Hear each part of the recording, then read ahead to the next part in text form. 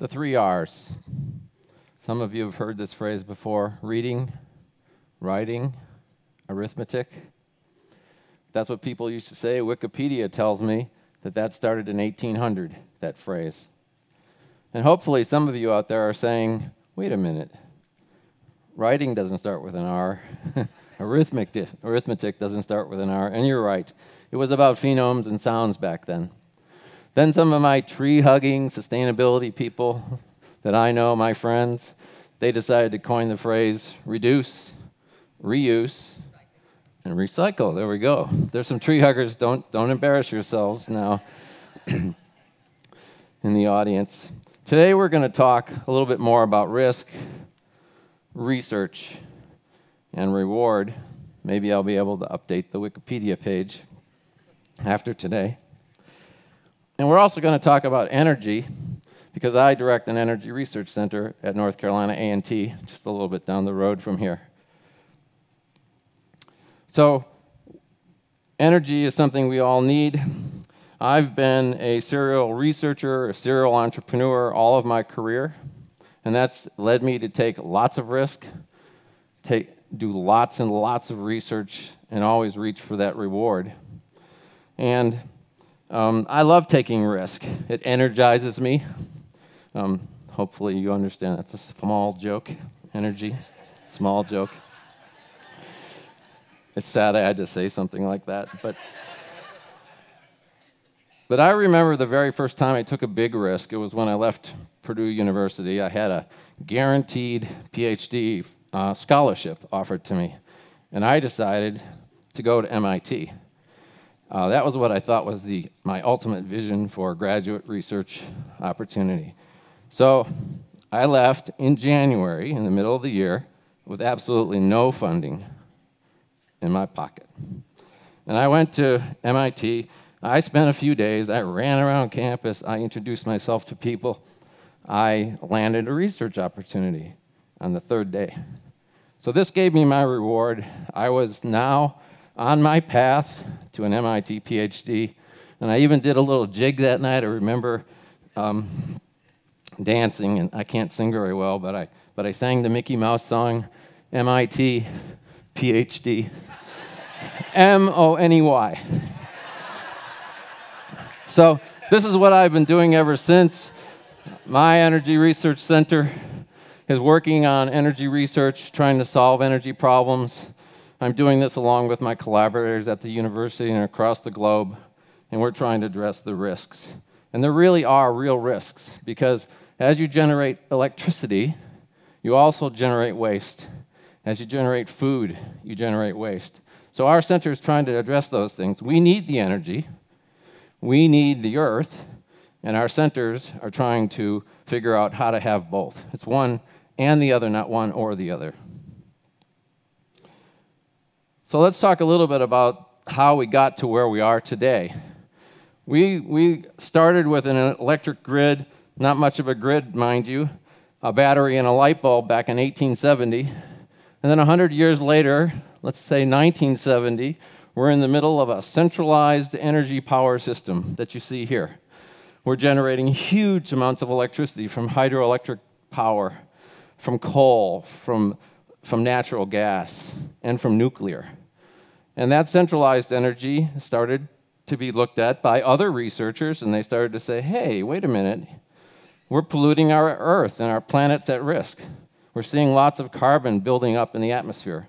We're seeing a correlation to the temperature of the Earth rising. And then we said, oh, maybe we need to do something different. And those researchers drove us to think about renewable energy. And how do we change and transform our system into something else? And you have to think about what happened. In 1970, I was a semiconductor guy coming out of school. And it turns out that we didn't have very good semiconductors in 1970. The transistor was just invented in 1953. So we couldn't generate the kind of electricity from photovoltaic panels that we wanted. We couldn't build those enormous wind turbines that we see today dotting the Earth. So we were facing some real issues. And it took time, but we transformed ourselves, and we started to think about what kind of what kind of a Earth do we want? What kind of an energy generating system do we need in the future? And we started what I would refer to as the distributed energy revolution. And that involves lots of photovoltaic arrays, lots of wind farms, lots of bioenergy, and doing that more and more efficiently, doing more and more energy generation along the way. And this has allowed us to make a transition. And at the same time, we also realized that food production that had become centralized was also causing problems. We were producing huge amounts of waste, particularly in North Carolina. We're talking about pig manure, pig manure. But we generate a lot of manure, and we have to deal with that as a problem. Now, for the last 50 years, we've been in this distributed energy revolution, and this distributed energy revolution is going to go into the future. We still face risks, we still have to do the research, and we still have to reach for those rewards. So what's it going to look like in the next 50 years? Well, it's going to continue, and I want to paint a little picture of that for you. Renewable energy is going to continue. We're going to have more and more solar, wind, and bioenergy generated. And as that takes place, we have another big research project that's going on in the world today, and that's in energy storage. We need lithium-ion batteries. We need hydroelectric battery storage. We need compressed gas storage, because renewables don't work all day long. When the wind stops, the turbines stop. No energy. When the sun goes down, the photovoltaic panels stop making energy. So you're dealing with issues that are of intermittency. And the only way to deal with that is with storage. Okay, so now we've got all these renewable energy sources on our roofs, in our backyards, in our communities, in solar farms, wind farms, onshore, offshore. Big energy generation, but it's dotting the entire nation. So how do we deal with that? We need a smart grid. We need something, and what is a smart grid? It's pretty simple. It's a computer with a lot of data and a lot of algorithms telling us exactly how to move the energy around to each of our homes, to each of our businesses, and to deliver the energy we need when we need it and get it to our front door. Nice. Okay, so now we've done that. We've built ourselves a nice smart grid. We've got a great computer. Then we open ourselves up to the hackers, because everybody in the world wants to hack into something. It's just fun to do.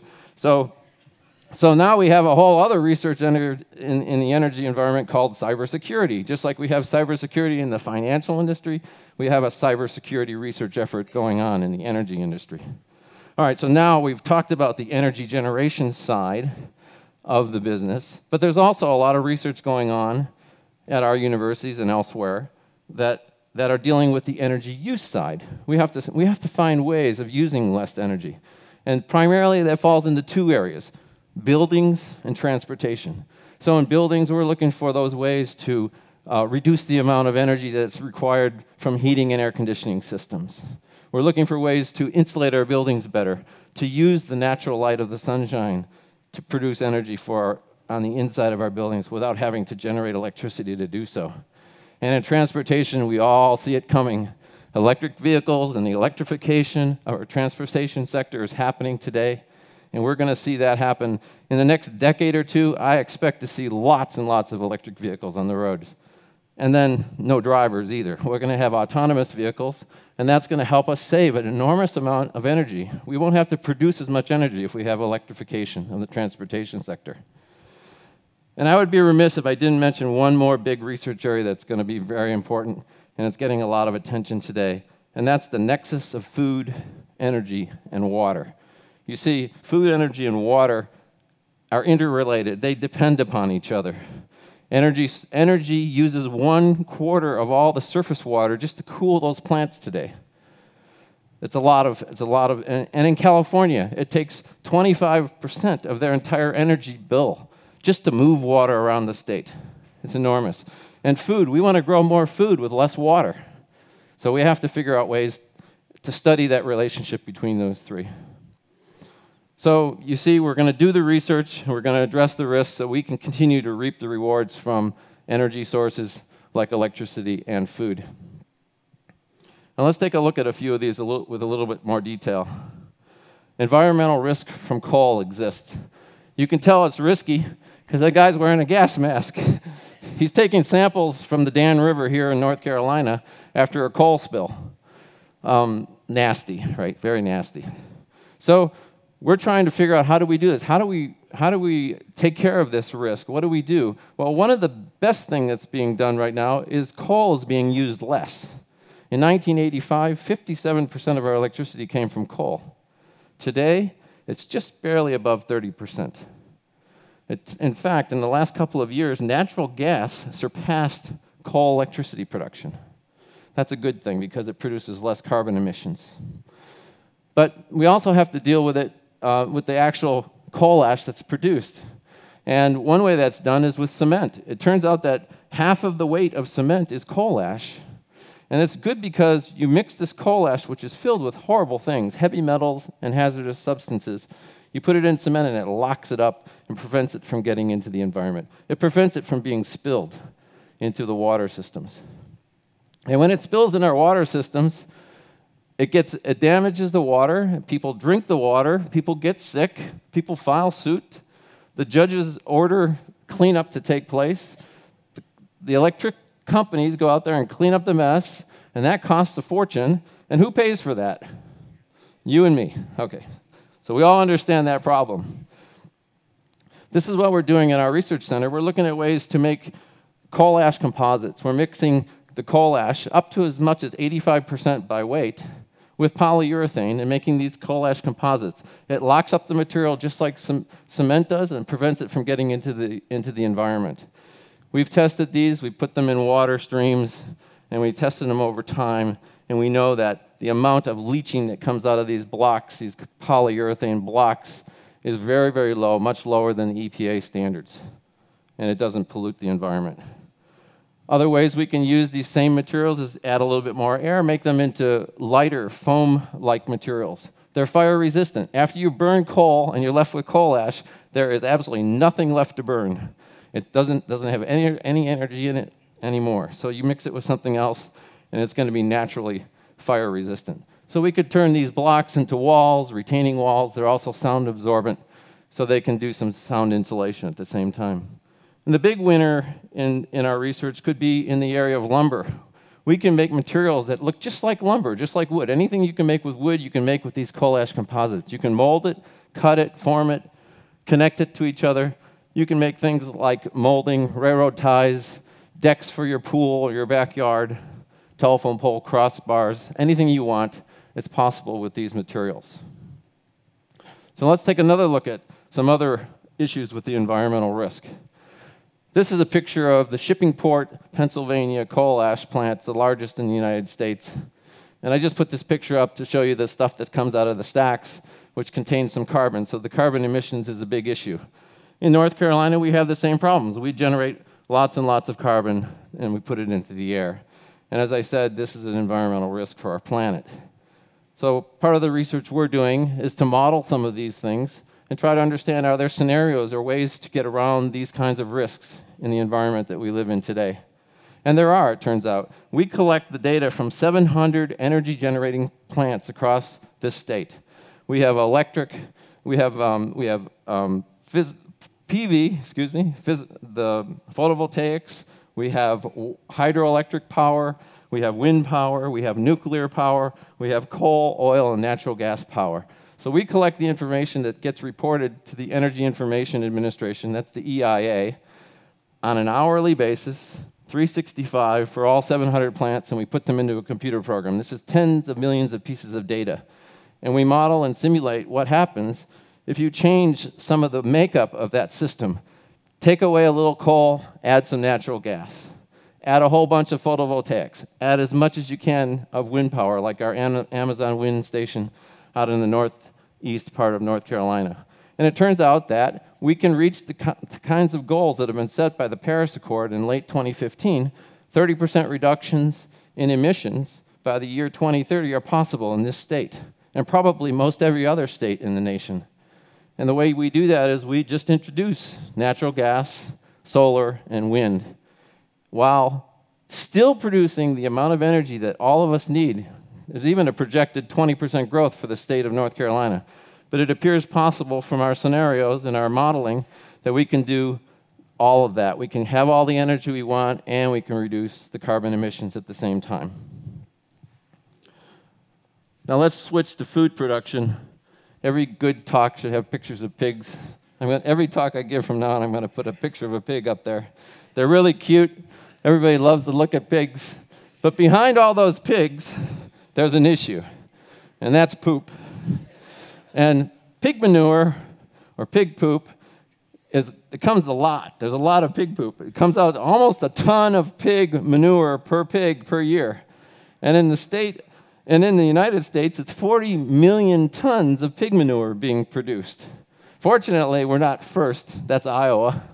Iowa has 3 to 4 times the number of pigs as we do. We're second. All right? But being second in pig production means we're second in pig poop production as well. But don't feel bad. China's even worse. They have 400 million tons of pig manure that they have to deal with each year, 10 times what the United States faces. But we need to find ways to deal with this. Well, pig manure is not the greatest thing for making, it's not the same as the kinds of manure you get from chicken manure, for instance. You can't use it as a composting material. It has a very low level of phosphorus and nitrogen. It's not a very good composting material. So we needed to find something different. And that something different is in the transportation sector. It turns out that the oils in pig manure are very similar to the oils in petroleum and can be used to make that black, gooey asphalt-type material that we see on our roads. It's not good for making gasoline either, like petroleum is. So we focused on the transportation sector and making tar-like asphalt materials to make roads. And it turns out that it passes all the tests from the Department of Transportation. It doesn't crack. It stands up to the cold, the wind, the rain, the sleet. And it doesn't deform too much. So it's very much equivalent to what we get out of petroleum production. And that's where we are today. And now we're looking at how do we ramp up that research work to turn that into a production environment and start making roads right here in North Carolina. And there's our reward. Some of you may have had an Easter ham this past Sunday, and some of you might have bacon. I'm going to this weekend at my favorite breakfast restaurant here in town. So the point here is that we face risks, and there are rewards at the end, and the way to get there is through really hard research work. And the distributed energy revolution is going to continue for the next 50 years. It's going to take decades. Change is inevitable. Research will address the risks, and I promise the rewards will astound us all. Thank you.